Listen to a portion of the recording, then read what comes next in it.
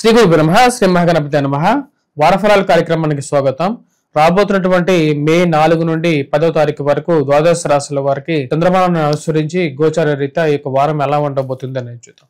ఈ వారంలో ముఖ్యంగా మన గ్రహస్థితి రీత్యా మనం గమనించినట్లయితే ఏదైతే షష్టగ్రహ కూటమి జరిగిందో ఆ యొక్క షష్టగ్రహ కూటమిలో ఉన్నటువంటి పంచగ్రహాలు అయినటువంటి రాహువు, శుక్రుడు, బుధుడు మరియు శని, దాంతోపాటు ఇక పంచగ్రహాల్లో బుధుడు యొక్క మార్పు అనేది మే 7వ తారీఖున జరగబోతున్నది. అదేవిధంగా రవి యొక్క మార్పు ఆల్రెడీ జరిగింది. ఇక గురువు యొక్క స్థితి వచ్చేటప్పటికే మనకు వృషభంలో కొనసాగుతుంది. రవి యొక్క స్థితి మనం గమనించినట్లయితే మేషంలో కొనసాగుతుంది.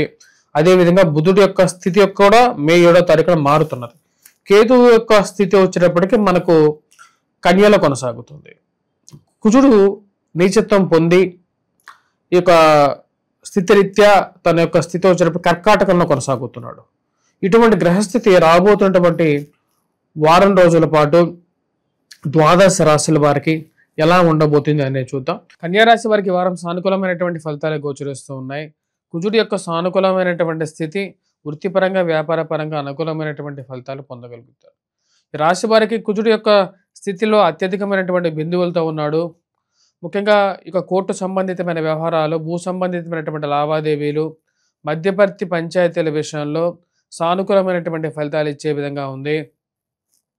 రాజకీయంగా ఎదగడానికి మీరు చేసేటువంటి ప్రయత్నాల్లో సానుకూలమైనటువంటి ఫలితాలు పొందగలుగుతారు.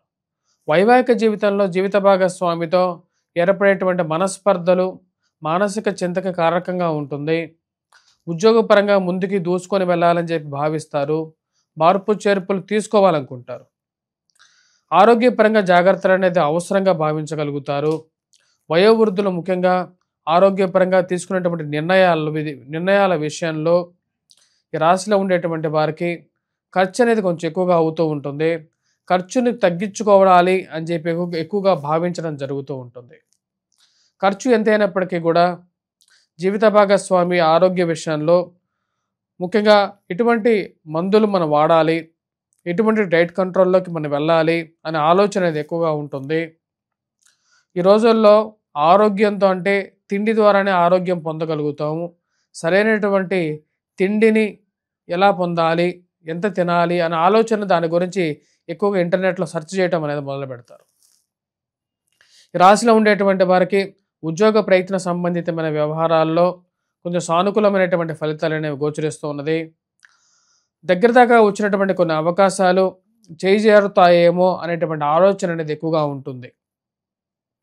7వ తారీఖు నుండి రాశి వారికి కొంచెం గ్రహస్థితిలో వస్తున్నటువంటి మార్పులు కొంచెం యోగాన్ని ఇవ్వగలుగుతాయి. ఇది ఒక మంచి పరిణామంగా మీరు భావించగలుగుతారు. ఏది ఏమైనప్పటికీ కూడా ఇది అన్నీ జరుగుతున్నటువంటి ప్రతి విషయము మంచికే జరుగుతుంది అని చెప్పి ఒక ఆలోచనలోకి రాగలుగుతారు. విద్యార్థులు, విద్యా సంస్థల్లో పనిచేస్తున్నటువంటి వారికి సానుకూలమైనటువంటి ఫలితాలు గోచరిస్తూ ఉన్నాయి.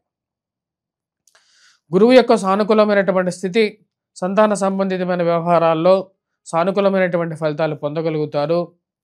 మరియు అదేవిధంగా వివాహ ప్రయత్న సంబంధితమైన విషయాల్లో సానుకూలపడే విధంగా ఉంది.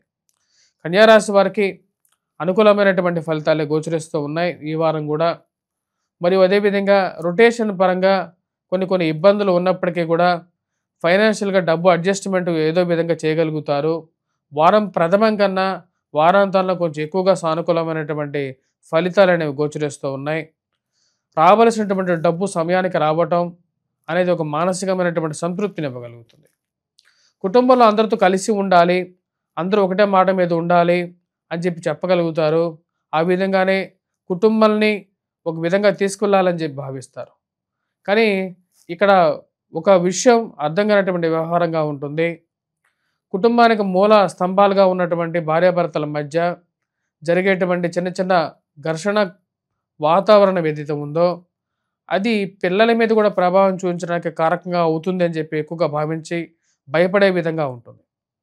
అనవసరంగా చిన్న చిన్న విషయాలు పిల్లల మీద, మనస్సుల మీద ప్రభావం చూపించకూడదు. కాబట్టి ఏదైనా విషయం ఉన్నా సరే దాన్ని ఇద్దరే కూర్చొని మాట్లాడుకోవాలి అని చెప్పి భావిస్తారు. రాశిలో ఉండేటువంటి వారు వయోవృద్ధులు ముఖ్యంగా ఆరోగ్యపరంగా కొన్ని జాగ్రత్తలు అనేవి తీసుకోవాలి. ఈ యొక్క రవి యొక్క స్థితి అంత సానుకూలంగా లేదు. తద్వారా వచ్చేటప్పటికి శరీరంలో ఉష్ణం అంటే వేడి అనేది కొంచెం ఎక్కువగా ఉండడం జరుగుతూ ఉంటుంది. ఈ రాశిలో ఉండేటువంటి వారు ముఖ్యంగా ఈ యొక్క వారం రవిగ్రహ సంచారం రవి యొక్క స్థితిరీత్యా సూర్యారాధన చేయాలి. సూర్యుడికి అర్ఘ్యాన్ని సమర్పించండి. సూర్యగ్రహ ఉపాసన చేయండి. మరి వాటితో పాటు వెంకటేశ్వర స్వామి దేవాలయ దర్శనం చేసుకోండి. మరియు దుర్గాదేవిని పూజించండి. అనుకూలమైనటువంటి ఫలితాలు పొందగలుగుతారు.